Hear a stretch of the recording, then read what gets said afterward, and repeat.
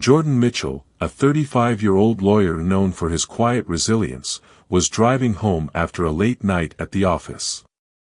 The city streets were slick with rain, the wipers on his modest sedan swishing rhythmically as he navigated the empty roads. Jordan was accustomed to late nights, his job demanded them, but tonight felt different. As the faint glow of streetlights reflected off the rain-slick pavement, a sudden flash of red and blue lights in his rearview mirror snapped him out of his thoughts. He sighed deeply, pulling over to the side of the road, his hands instinctively gripping the steering wheel at 10 and 2. A quick glance at his speedometer and rearview confirmed he hadn't been speeding, and his taillights were intact. Yet, he knew what this was, another routine stop, as they always called it, thinly veiled in assumptions about who he was based on the color of his skin. The officer approached with deliberate steps, his heavy boots crunching on the wet pavement. Officer Rick Grayson was the archetype of authority abused, broad-shouldered, with a smug air of superiority that radiated through his aviator glasses even on this rainy night. "License and registration," he barked, not bothering with pleasantries. Jordan complied, his movements slow and deliberate, handing over his documents. "Good evening, officer," he said, his voice calm and steady. Grayson ignored the greeting, flipping through the paperwork with barely concealed impatience. "You were driving suspiciously slow," he said, squinting at Jordan as if trying to uncover a hidden truth. "Suspiciously slow?" Jordan echoed, keeping his tone neutral. "It's raining. I'm just being cautious." But Grayson wasn't interested in explanations. "Step out of the vehicle," he demanded abruptly. Jordan hesitated, knowing full well his rights but also knowing that asserting them could escalate the situation. "What's the reason for this, officer?" "I haven't done anything wrong," he asked, his voice measured but firm. Grayson's smirk deepened, his tone dripping with condescension. "Step out, or I'll make you." Realizing he had no choice, Jordan complied, stepping into the cold drizzle. The rain soaked through his suit jacket as Grayson ordered him to open the trunk. "Officer, you need a warrant for that," Jordan said, trying to assert his legal knowledge. "Wrong," Grayson sneered, already reaching for the trunk. Jordan clenched his jaw, his frustration mounting as he watched Grayson violate his rights with brazen disregard. The officer popped the trunk open, rummaging through its contents like a treasure hunter expecting gold. His hands froze when they landed on a sleek black document case tucked neatly in the corner. "What's this?" Grayson asked, his tone now laced with suspicion. "That's private property," Jordan replied sharply. But Grayson was already opening the case, his smirk fading as his eyes scanned the document inside. The bold letters at the top read "Notice of Termination," and beneath it, Grayson's own name was listed, accompanied by a detailed account of his misconduct. The realization hit Grayson like a freight train. His confident facade crumbled as the color drained from his face. "What is this?" he stammered, his hands trembling slightly as he clutched the paper. "That," Jordan said, stepping closer with deliberate calm, "is a very official document. You're looking at your termination notice, signed by Chief Peterson. Effective immediately." Grayson blinked, his mouth opening and closing like a fish out of water. "You're lying," he muttered, but the terror in his eyes betrayed his words. "No, Officer Grayson, I'm not. I've been appointed to oversee the reforms in this department, and you were at the top of the list for termination." Jordan's tone was cool and unwavering, a stark contrast to Grayson's unraveling composure. The officer tried to backtrack, his tone shifting from arrogance to desperation. "Listen, we can work this out," he pleaded. "I didn't mean anything by it." Jordan raised an eyebrow, his expression unyielding. "Didn't mean anything by it? You stopped me without cause, violated my rights, and opened my private property without a warrant. If I weren't your new boss, would you be apologizing now? Or would you have gotten away with it, like so many times before? Grayson's silence spoke volumes. The rain continued to fall, soaking them both as the weight of the situation settled on the officer. He opened his mouth to respond, but Jordan held up a hand. Save it. Your actions tonight reflect exactly why this department needs reform. People like you have no place in law enforcement. Reaching for his phone, Jordan dialed a number and waited for the line to connect. Chief Peterson, came the crisp voice on the other end. This is Jordan Mitchell. I'm with Officer Grayson. Effective immediately, he's terminated. Notify HR and expedite the paperwork. Grayson's eyes widened in disbelief, his face a mix of shock and panic. Wait, you don't have to do this, he stammered. Please, I need this job. Jordan's gaze was steady, his voice firm. What you needed, Officer Grayson, was to remember what that badge stands for: protect and serve, not harass and intimidate. Consider this your wake-up call.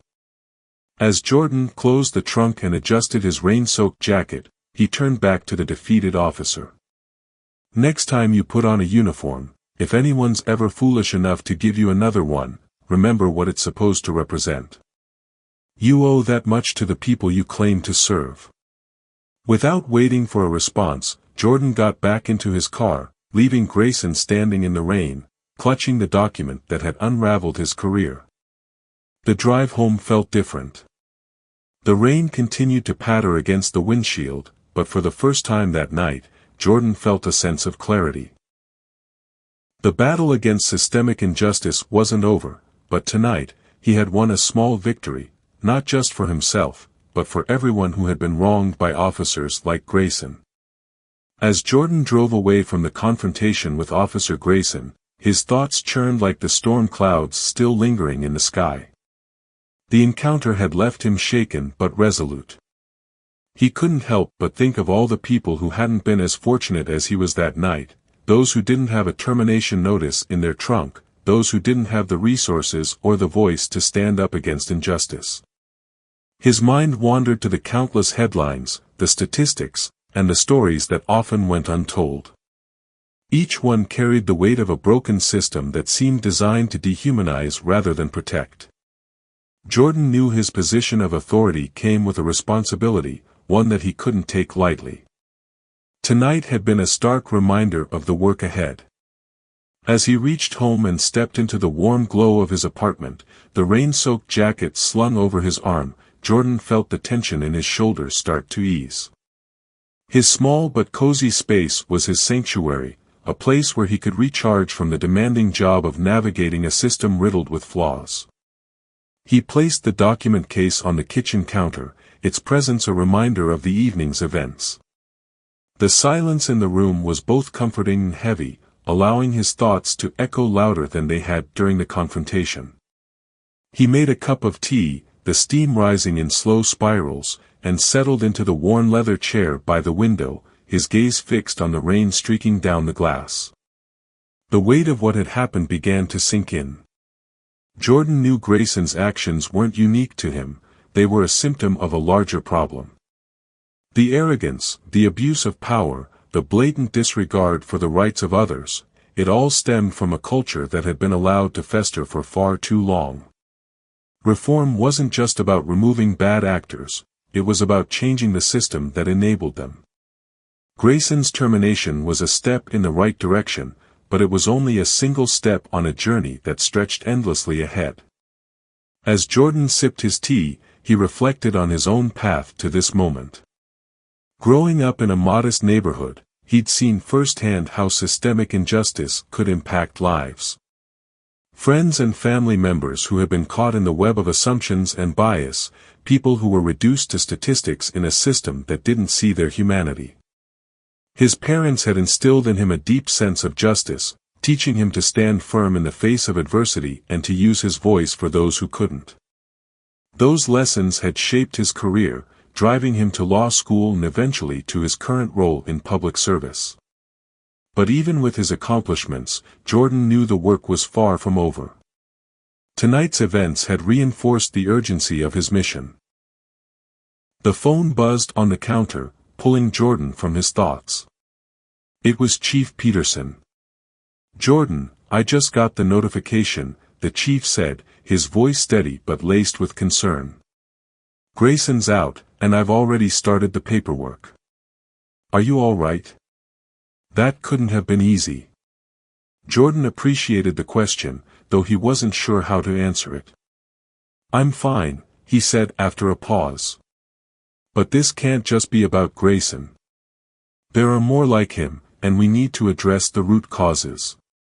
We can't keep putting out fires when the whole system is smoldering."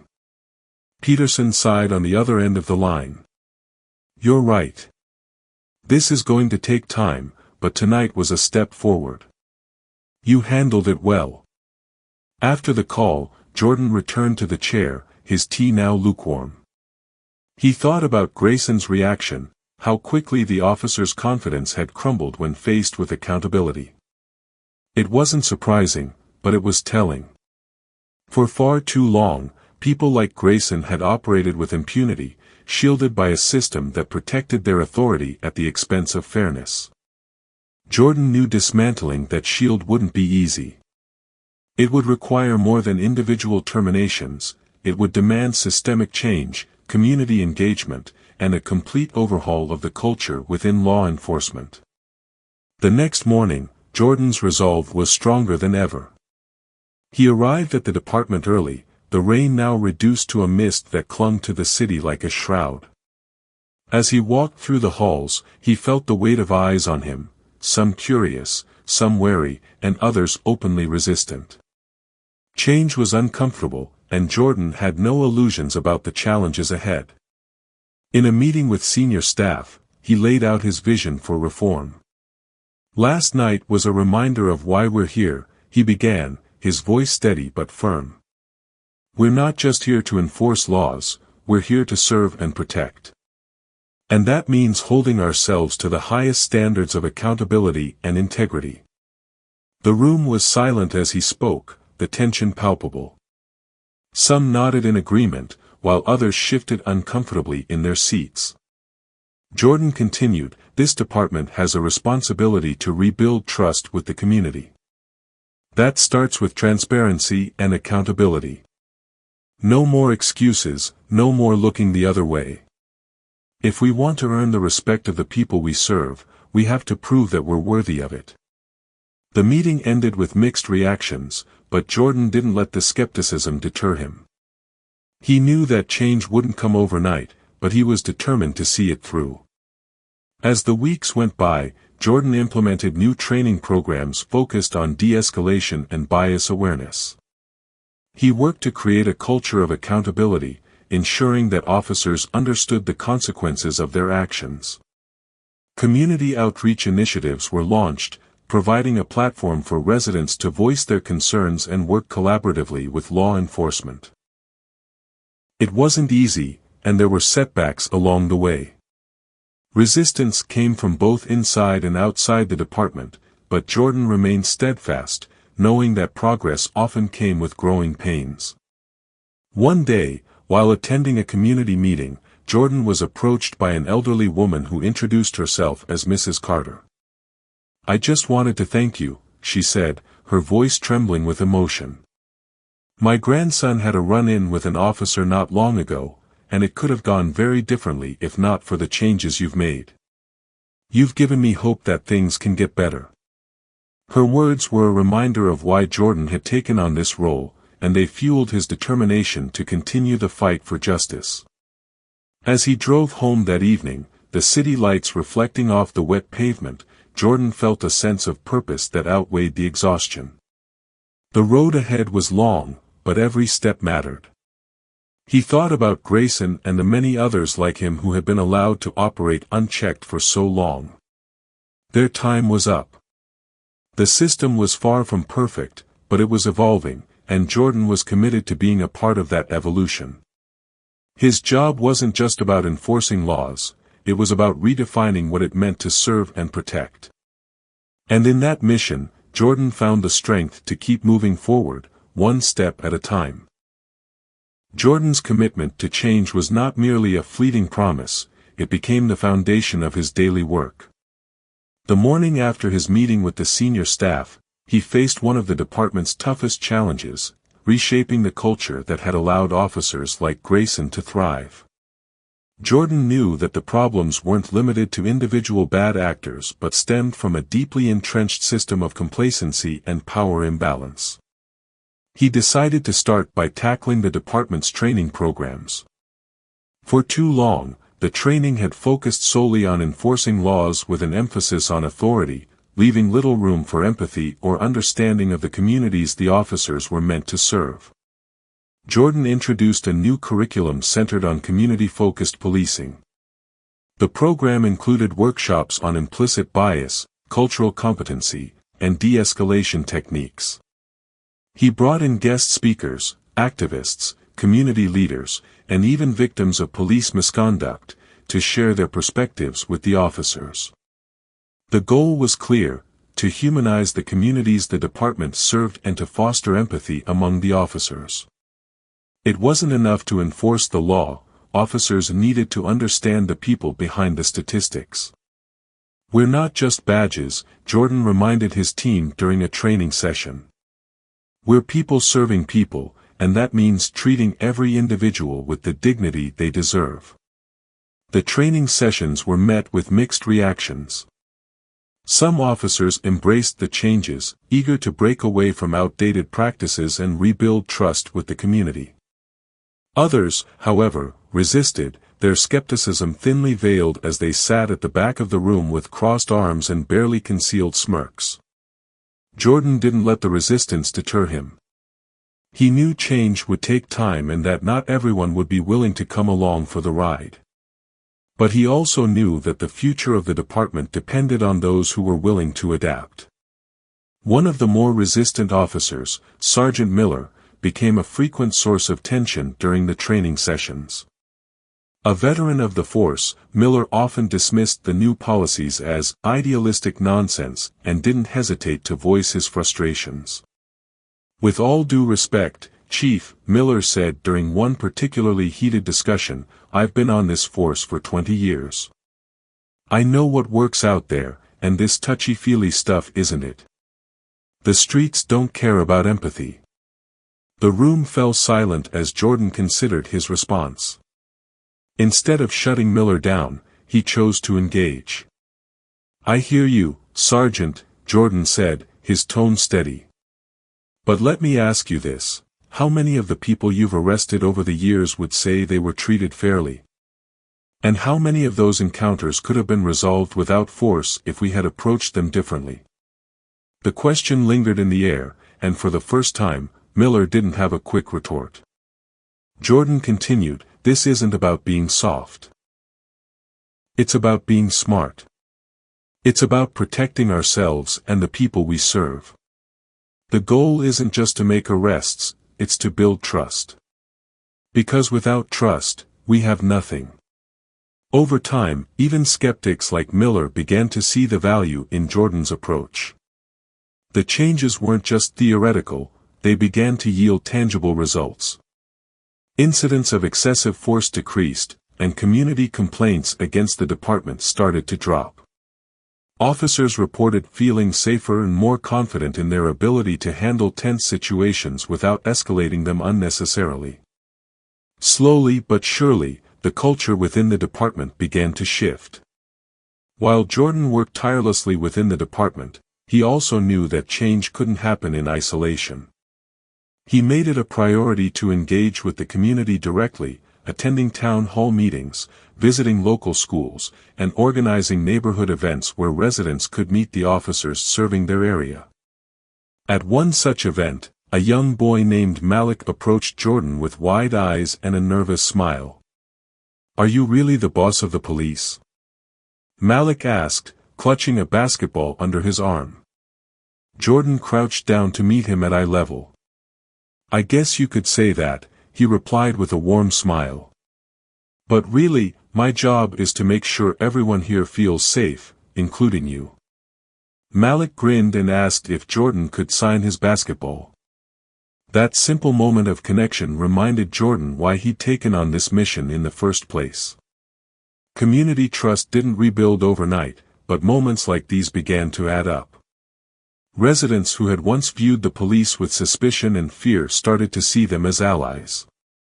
Jordan also worked to address systemic issues that had contributed to the community's mistrust, such as a lack of diversity within the department. He implemented targeted recruitment efforts to bring in officers from underrepresented backgrounds, ensuring the force better reflected the community it served.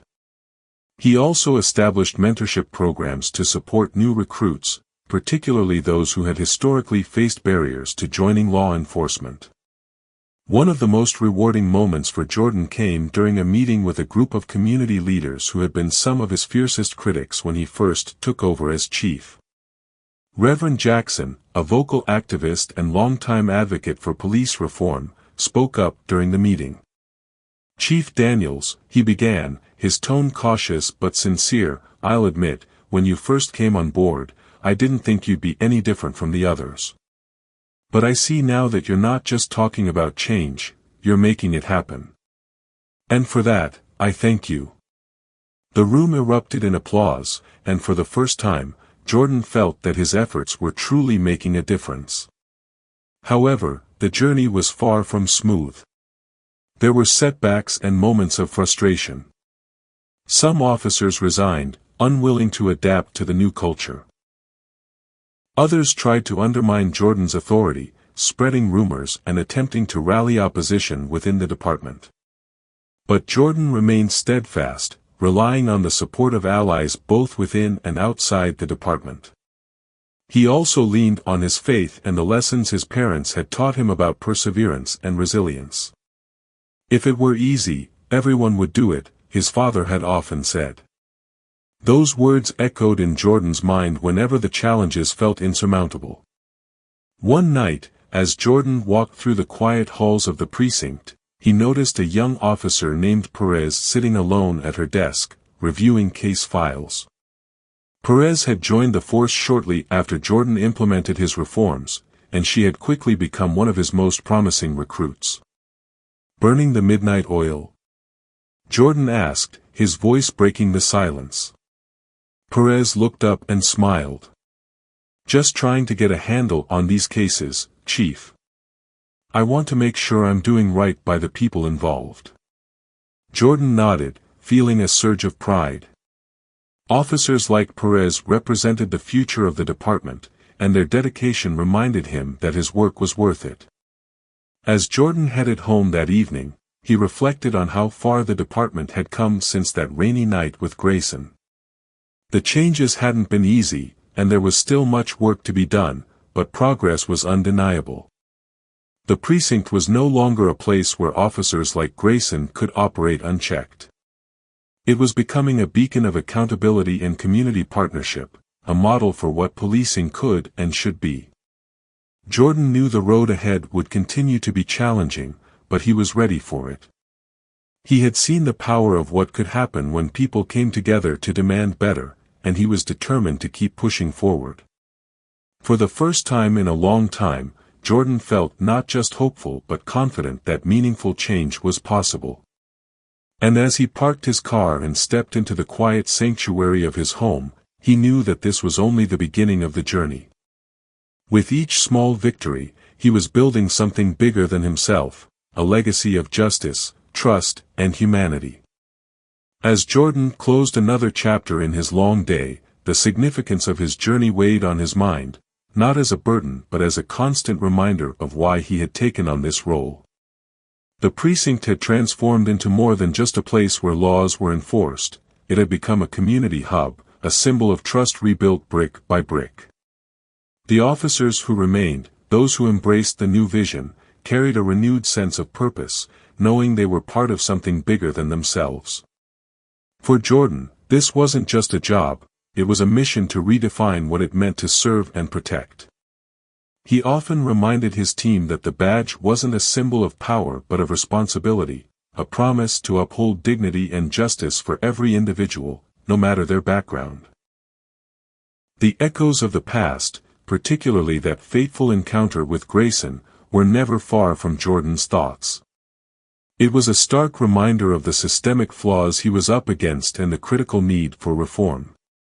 But instead of letting those memories weigh him down, he used them as fuel.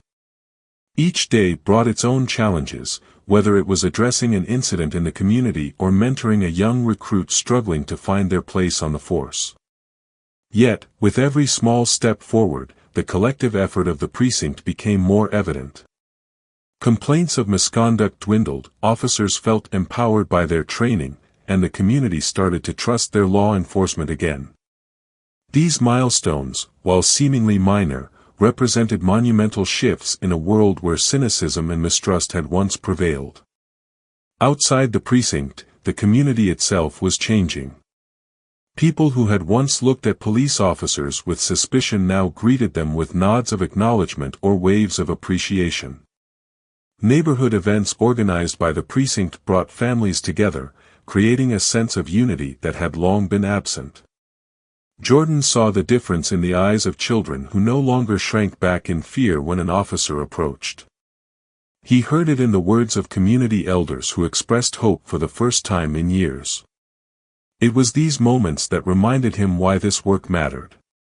Despite the progress, Jordan remained grounded, knowing there was still more to do. He often reflected on the words of his father, "Change isn't a destination, it's a journey you commit to every day." This philosophy guided him as he continued to push for reforms, from implementing body cameras to ensuring transparency in internal investigations. He knew that even with the best intentions, mistakes would happen. The real test was in how those mistakes were addressed and how the department held itself accountable. Jordan made it clear that their goal wasn't to achieve perfection but to strive for continuous improvement. As the city council prepared to recognize the precinct for its efforts, Jordan felt a deep sense of humility. The accolades were appreciated, but they weren't the goal. The true reward was the knowledge that the precinct had become a place of integrity, a place where officers and citizens could engage with mutual respect.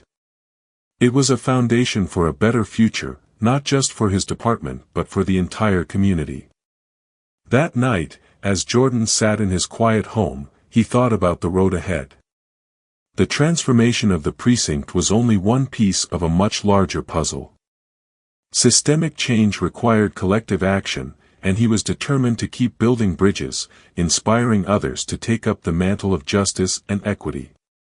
He had no illusions about the challenges that lay ahead, but he faced them with unwavering resolve.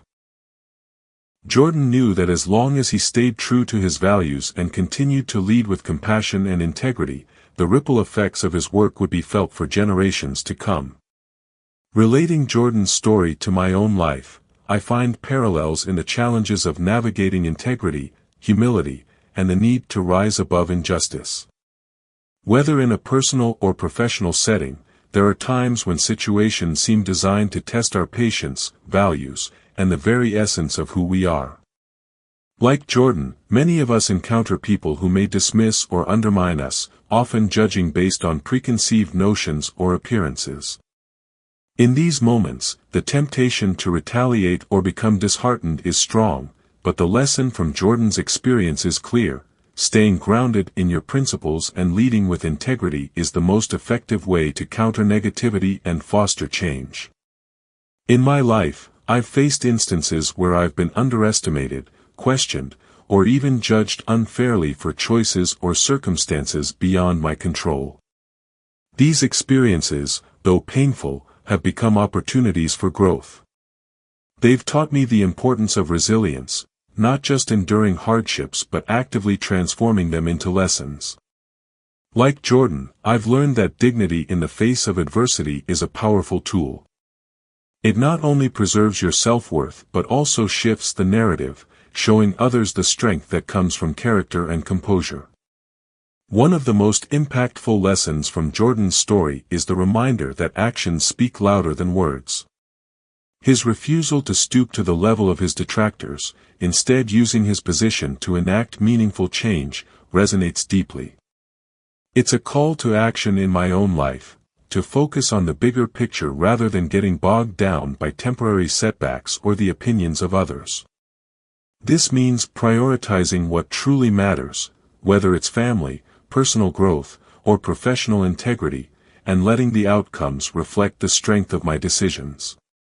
For practical advice in applying these principles, I'd first emphasize the importance of self-awareness. Understanding your values and what drives you is essential to staying focused on your goals, even when others try to pull you off course. Jordan knew his mission was larger than any single confrontation, and that clarity gave him the strength to persevere.